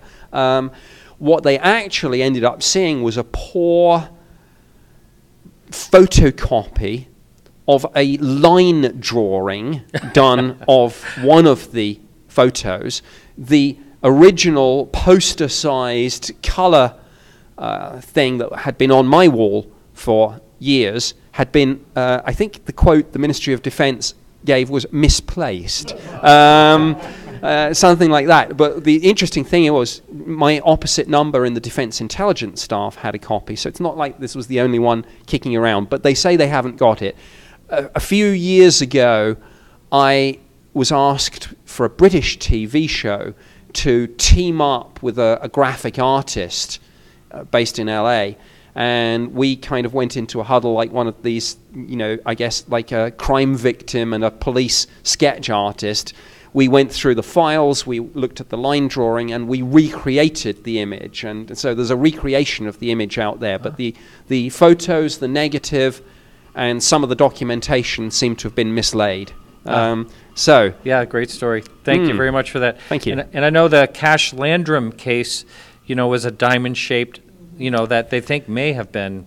Cash Landrum was a diamond-shaped craft, and of course, though the object seen wasn't, it's an interesting coincidence that the Cash Landrum incident occurred literally within hours of the Rendlesham Forest incident halfway across the world in the UK. Wow. So two great iconic cases happening so close together time-wise. All right, well, I won't keep you anymore. Thank you so much. Thank you. Yeah, really appreciate it. Go ahead. Do you have something to say? All right, so we have a question up here. And that is, there's one here for you specifically, Travis. It says, are you specifically disappointed in the portrayal of how the aliens treated you in Fire in the Sky, or was that something that actually happened? Well, my perception at the time was that it was negative. I associated the injured feeling, the pain I was feeling with them. But on having many years to ponder it, I don't look at it that way at all now. But it was an accurate depiction of how I felt at the time. I see. Okay, very good. So this is something I'm not familiar with, but maybe someone else is, and it's for the panel. And what is that? What is your opinion on the bad encounters in S.R. Carla Turner? Does anyone know that encounter? Carla Turner. I know who Carla Turner is. You know, a bad encounters, like negative encounters. And what was reptilian encounters? What was the question? What's your opinion on the bad encounters? But we'll move on to another question. That one's just a little too. I don't think enough people are familiar with that. So someone wanted to know, where do you think the phenomenon originates? And we kind of went over that. Well, to say that there's nothing new about ufology is quite an understatement. We're looking into researching petroglyphs in our area. These are rock carvings dating back hundreds of years, and these can be authenticated because of the chemical changes that occur in the surface of this and exposed to weather for that length of time. And it's amazing that it was how much these people regarded their interaction with the sky people as permanent stuff. It was just something he wanted to record and in stone for posterity. Very good. Does anyone else have a comment on that real quickly? And we have someone new just popped in. Want to talk to him? Sure. Yeah, I'll definitely pass it to you, Steve. You have it next. But so this is an interesting question that gets posed a lot, and it's fun to contemplate because I always give people, when I talk about this, the answer is always yes. If people say, are extraterrestrials, or if they are here, are they here to harm us? Yes. Are they here to help us? Yes. Are they here to steal our resources? Yes. I mean, the phenomena isn't all the same. What we have to look at is humanity, our planet here, and looking at that as an example, as a point of reference. If you have 3 people go into a 7-Eleven, they're all not necessarily going in for the same reason. One might be going in to buy a soda. One might be going in to try to talk their way into using the restroom. One might be going in to rob the place. We all have different motives and reasons for doing what we do. And that's just humanity. That's just us here on our planet. So if we're thinking about the infinite life that is in our universe, there's going to be a lot of everything. There is a lot of everything. So all of the above is always the answer. Yeah, thank you. This is Bob Gross again. I'd like to say, in addition to what you were saying, in my research, I'm finding that it's got to be almost a dialogue. There can be stimulus out there, but you have got to be ready to receive it. And I think that's extremely important in the whole UFO phenomenon. Yeah, good point. This is totally going to set up Steve from what Jason was saying. Yes, I'm setting you up. I've been setting up everyone here. Yeah, you already did that once. Yeah. So that was actually the best description that I've ever heard of it, because it is all of the above. It's all the boxes are checked. It's like if you look at a tribe that hasn't seen mankind at all, you wouldn't say, oh, the Americans represent all of the world. Right. God, no. So my question is, with all that being the case, where do we go from here? I mean, is the ultimate goal complete acceptance of this? And then what do we do with that? Because the extraterrestrials or interdimensional beings, maybe they don't care that we would all agree on that. What's the next level? And I'm sure Steve has thoughts on that. So Stephen Bassett's here. This is called Setting Up Steve Bassett. Is this like Karnak on... So I just want to say real quickly, Steve was the very first person that had the guts to be on one of my shows. I mean, he was the very first person on my show. I had no idea what was going to happen. Yeah, well, he went in the wrong room. Yeah. So you're always welcome, Steve. Yeah. So what am I talking about? We have talked before you came here. We talked about what has changed since the December 16th New York Times article has come out, and especially to someone like you, because disclosure is your thing. Do you think it's are we pointed in that direction now more than ever? Well, this is my whole presentation on Saturday. You do know that, right? Don't give it away. Yeah, I'm not going to give it away. Spoiler alert. The principal change since the New York Times article is people are getting excited. I mean, you can tell that. They're getting excited. They're going, whoa. And I'm sure some witnesses they've got their nose up in the air going, what's going on here? And you've got journalists and so forth. That's really, there hasn't been any announcements from any other agencies. But what's more important is not just that. There is, in fact, about a 2-year process underway. That's what I'll be talking about on Saturday. And I've kind of identified the bigger picture and the players and all that. And when you look at the bigger picture, you see a strategic maneuver that is more than capable of forcing disclosure this year, which is very interesting because the political situation in America has never been worse in my lifetime. So why would they want to do that now? Very interesting. I'll be talking about that. But nevertheless, we're in an unprecedented time. There's never been anything like this. There has never been a 2-article New York Times coverage of this on the same day ever by the same writers that I'm aware of. There's never been the release of gun camera footage. That's the first ever. Somebody said no, and they showed me something, and I'm going, that's a contrail. What are you talking about? And never has a team of former insiders ever come together like this. So you put it together, and you go, okay, if this pace continues, and we don't have a war with North Korea or pick another country, whoever we're planning on having war with, so they can hold off on the next war, because they have them all queued up, Yeah. They actually have many that Money they can choose from at any given time. They kind of get together. And menu 1 and menu A should go menu B. Maybe we should do one from each, whatever the hell. These fine people that we've elected and asked to lead us. If there isn't something like that, I don't see how the truth embargo can sustain this. All right. The New York. Let me tell you about the New York Times. Which some people may not have thought about. I'll give away a little my presentation. Okay. Besides, your people are not going to fly here and come to my thing. That's right. It's too late for them. Yeah. They did not run that story down. A lot of people think, oh, wow, the New York Times got some people out there and they ran this story down. No. Tom DeLonge's people handed it to them, walked in the door and said, we're doing this and here's some news. Now people say, well, that's collusion, and the fake news and they're being used and all this crap. The New York Times and every paper have stuff and stories walked in the door every single day. And they make a decision. Is this news or not news? And if it's not news, they don't run it. I mean, it's that simple. So this story was walked in, and not only did they run it, they knew Leslie Kean was. I mean, they knew that she had written stuff, high level connection to Podesta. They go get her, all right, and they say, okay, you're going to write it with Helene Cooper, but we need more gravitas. We want to make sure that nobody just sort of takes this too lightly. And they knew, like I knew, because I talked to him. He was one of the reporters I was working with during the political initiative with the Clinton campaign, that a former longtime New York Times person, Ralph Blumenthal, Pulitzer Prize winner and nominee, both, two nominees, one win,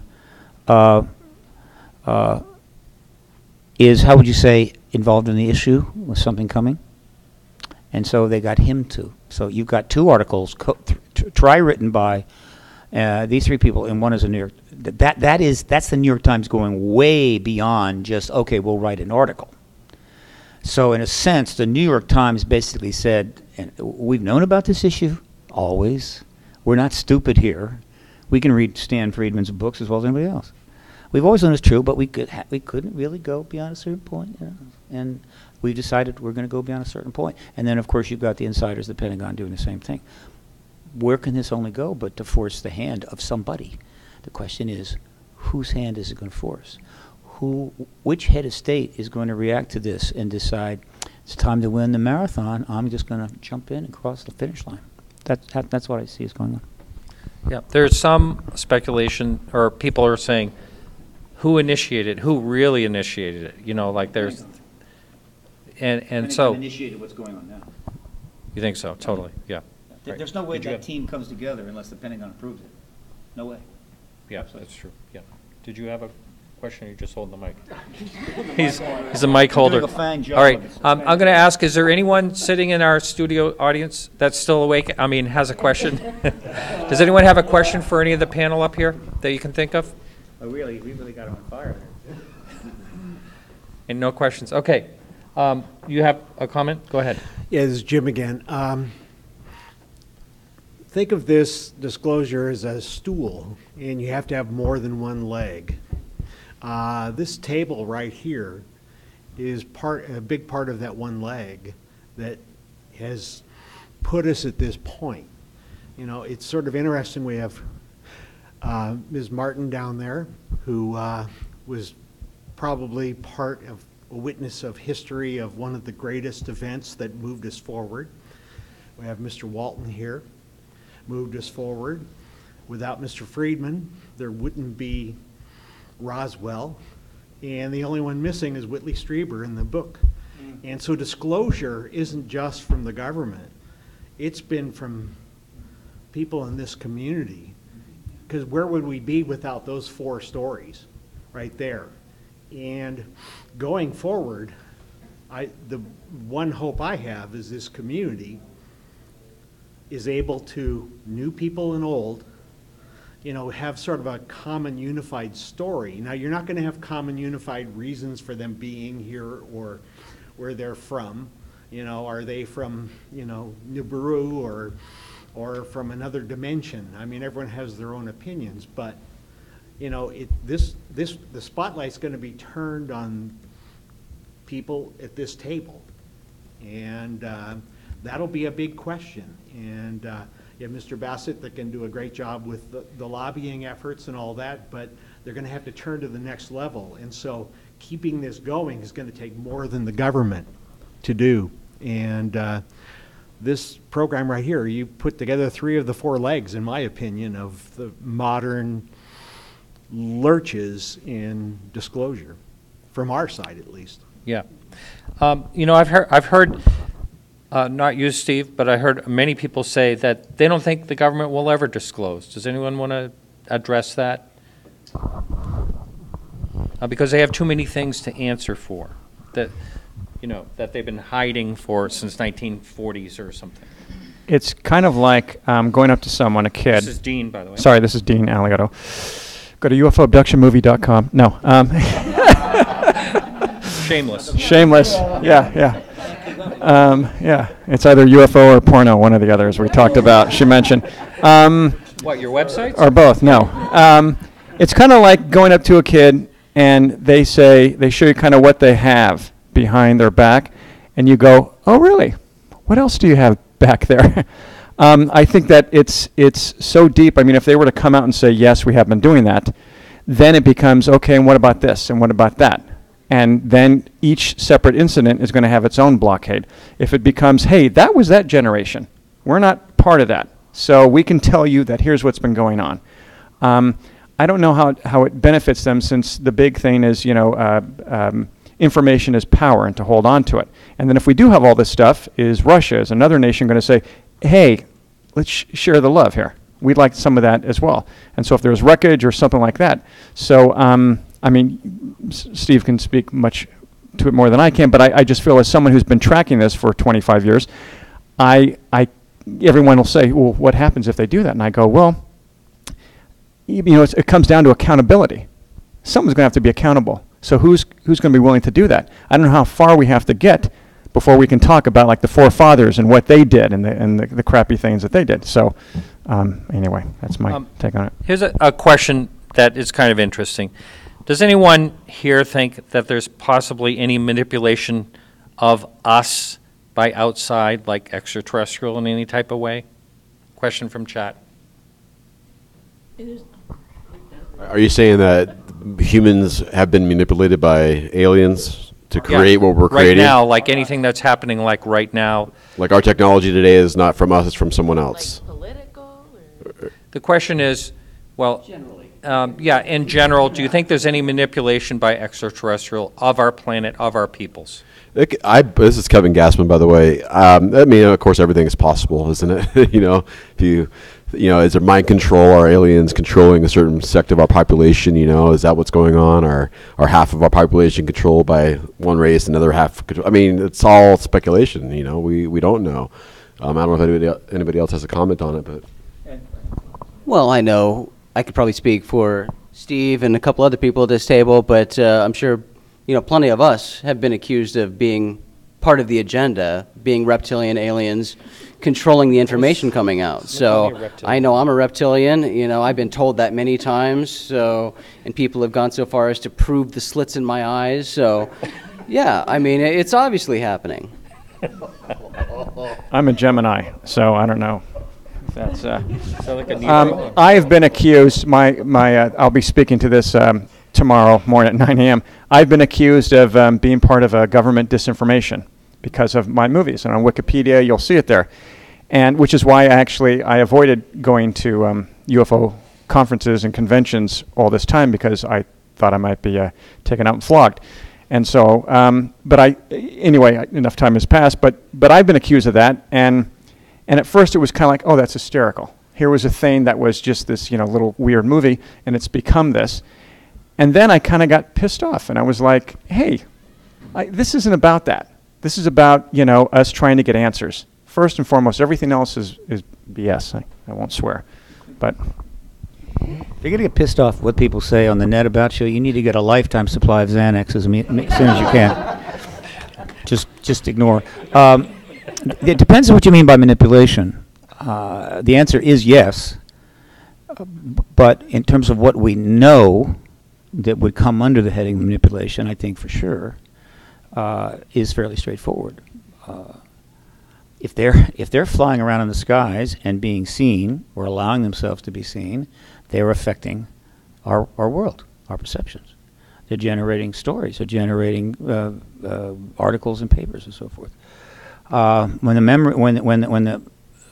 Whitley's book came out and memory leakage started, I was wondering, is that something they could have prevented?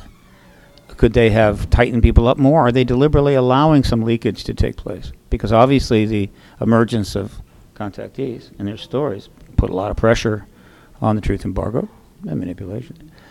They keep showing up in England every year with more crop circles, and they make sure to go back to the same places, so we definitely will see it happen, as opposed to maybe put one up in Kazakhstan, right, and be found 8 months later. And then every year people get more ultralights and special cameras to try to catch them doing it. No problem. They keep coming back. That's affecting us. They take material from animals, particularly cattle, They could drop the cow in the middle of the Pacific. They leave it there to be found and generate more awareness. So they are manipulating us, certainly in that sense. To what purpose? Well, everybody has a theory about that. That I can speak to. In terms of controlling people, putting messages in their head, guiding us, directing us, well, that's just the paranoia of the net being driven by dysfunctional government, which has lost the trust of the American people. So the net takes everything and runs with it as far as it can go. But they are altering our view. It is clearly intentional. And then the question is why. And hopefully we'll know soon. Yeah.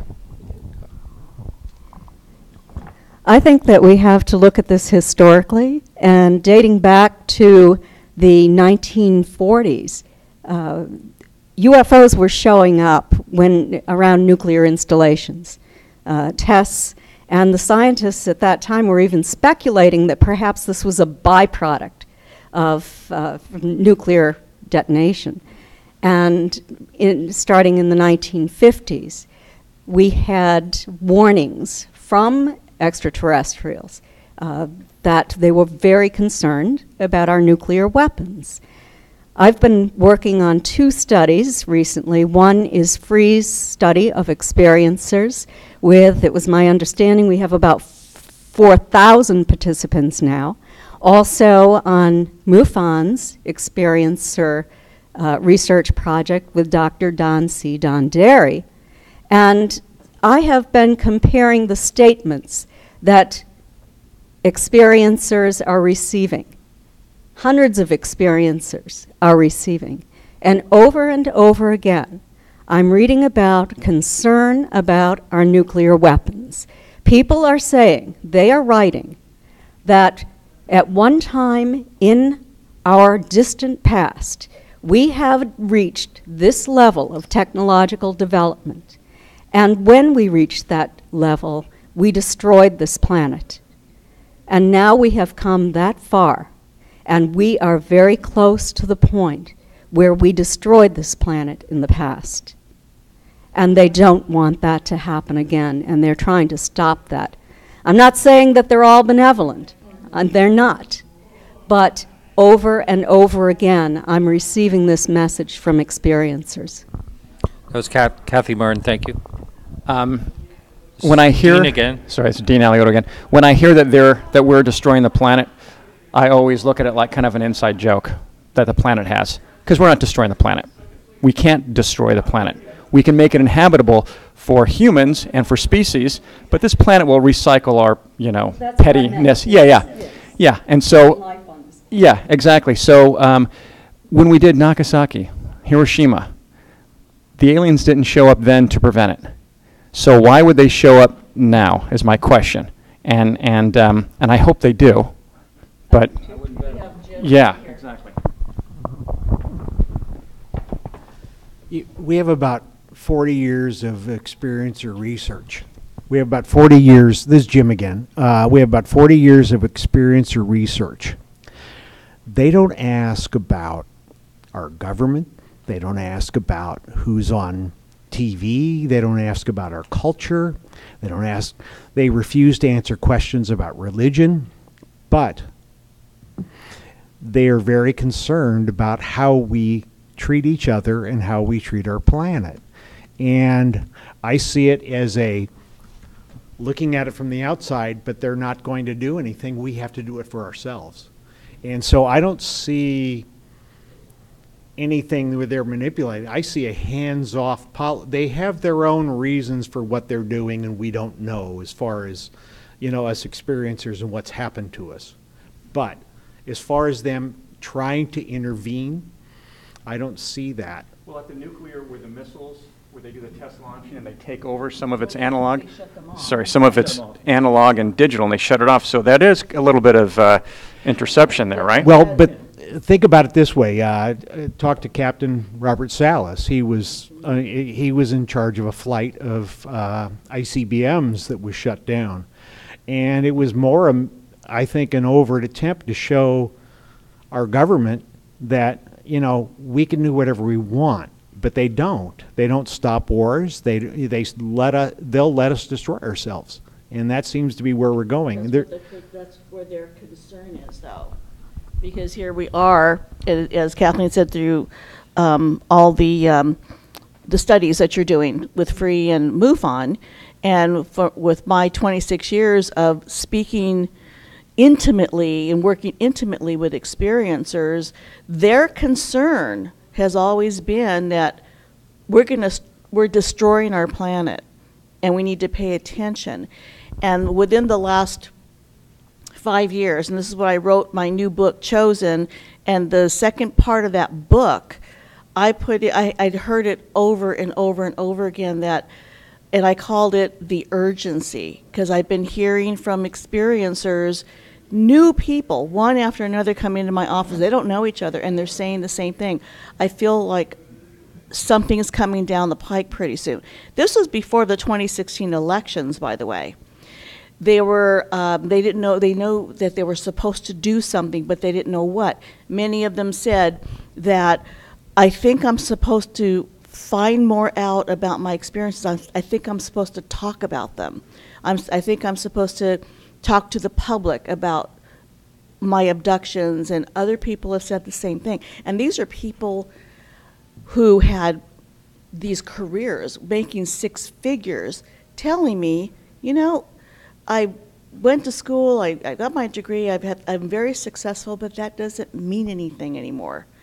And I've heard this over and over.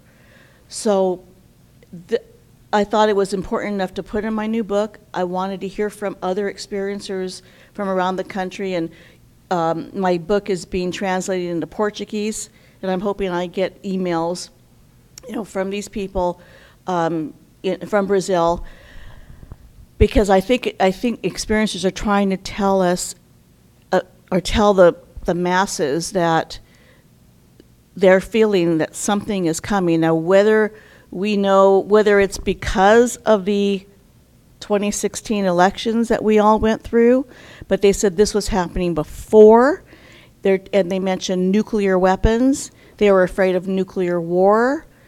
Many of my clients, support group members, felt compelled to go out and stock up on water and food. And so whatever this all means, I don't have the answers yet, but I wanted to pay enough attention to the experiencers that I've been working with and hearing from, that I think with what they're saying, the masses coming forward, I think that's what's going to push us forward. And then with what Steve's doing, I think altogether something is going to happen. Just, we only have a few minutes left, but Steve, if you don't mind, if I just continue on the question I said, that a lot of people say to me that there's no way the government would ever disclose anything because of all the lies that they've told, all the cover-ups they've done. That just reflects the level of distrust in government now, how people feel. It's an emotional thing. I'm sure the British didn't want to leave India, but they did. The South didn't want to desegregate, but it did. Right? A lot of men didn't want the women to have a vote, but they got it. Believe me, the certain fundamental things like that are inevitable. Right? But get back what we said earlier. I forgot about the nuclear weapons thing. You look at the nuclear weapons thing. I don't see that as manipulation. I see it as messaging. They have been messaging us, all right? And so we're getting messages, fine. And these messages sort of seem to add up into a picture. And little things like this. I've talked with scores of experiencers. I've talked with plenty of researchers who've talked to experiencers, and I've read stuff. I have never read a single or heard a single account of an experiencer saying, I got taken up to the ship last night, and they did an exam, and then they sat me down, and they told me, you need to have more wars. You're not having enough wars. We advanced civilizations, we war at a far rapid pace than you do. That sounds silly, but it's not silly, right? So we're getting messages. And the other thing I'll add is this, and I talk about this somewhat. One way to look at it is this. The ETs show up in 47, very likely connected to the H-bomb, or the bombs, rather, that were dropped. Okay, fine. But it's not just that. This is not their first rodeo. They could come down, or they're watching us, but as of 47, I'm sure they're capable of looking at that particular moment and projecting out within a relatively narrow frame our thresholds on AI, robotics, genetic major capabilities, all right, and so forth and so forth. All of these technological things which are now coming at us, of which we have no ethical basis to deal with yet. We're not making any effort to deal with it, right? It's like, well, you do it. And they see that coming. In fact, they are coming in bunches. It's all compressed. And so what they know is that from 1900 on, but certainly from 1947 on, the technological curve of stuff that we're going to potentially get involved in is going straight up, whereas our, how would you say, consciousness, wisdom base is just right here. And this gap is going to destroy us. And so guess what? All of a sudden they escalate their presence, and we've got ETs coming and going, and it's only 70 years, but that gap is still growing, right? You got people talking about the robots going to take all away the jobs. Sex robots going to take away sex. We're going to have that anymore, except with robots. And all this stuff. And we're going to download our consciousness. And I'm going, you know, what's crazy about that is it's probably true. And so they're going, okay, before you go there, it's time for you to know about us. It's time for us to have a little chat. It's time for you to get a little wisdom from us and maybe interact, and so that you guys can get through this and actually have a viable civilization. I really think that's what's going on, and I feel good about it. All right. Well, hey, we're out of time, everyone. Hey, look at the camera and wave. And thanks, everyone, so much. Wave goodbye. Yes. Thank you for coming. Thank you. All right. Thank you. All right, everyone. So we'll be back next week at the regular time. And remember to keep your eyes to the sky.